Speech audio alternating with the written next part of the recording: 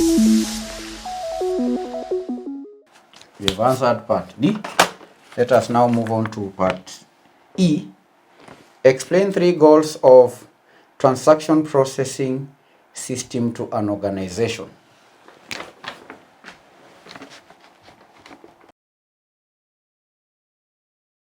Goals of a transaction processing system. What are the goals of a transaction processing system? What we call the TPS. What are the goals of a TPS system? Transaction processing system. Goals of transaction processing system. Now, candidates, a TPS serves several goals for an organization. Number 1 is to record and process transactions. Record and process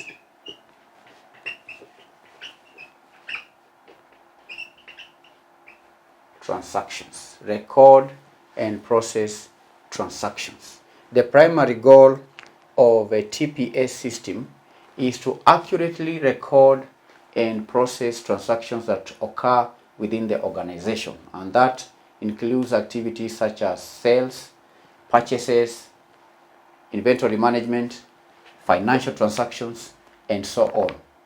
The system ensures that data is captured, data is validated, and stored in a consistent and reliable manner.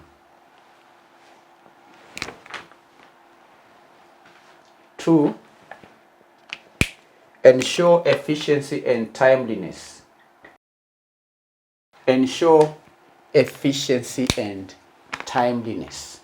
A TPS aims to streamline transactional processes, automate routine tasks, and reduce manual effort.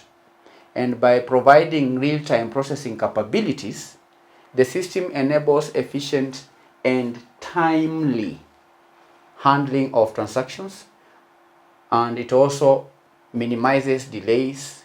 It can eliminate redundancies and also improves operational efficiency. That is the second goal of a TPS. 3, maintain data integrity and security.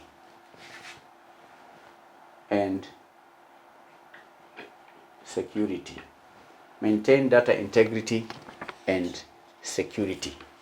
Now, data integrity and security are crucial goals of a TPS.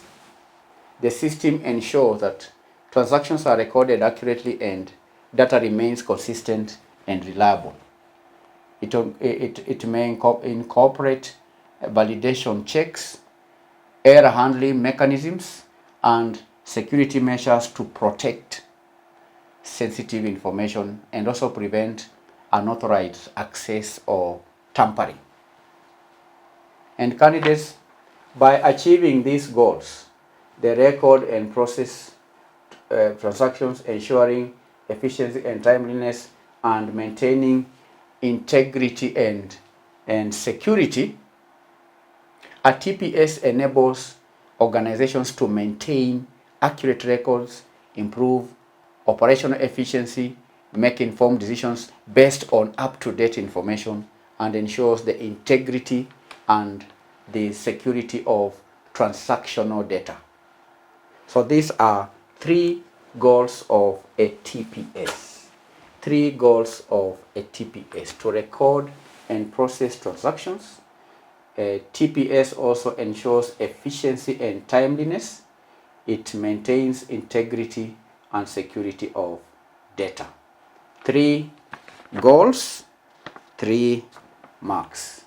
3 goals, 3 marks.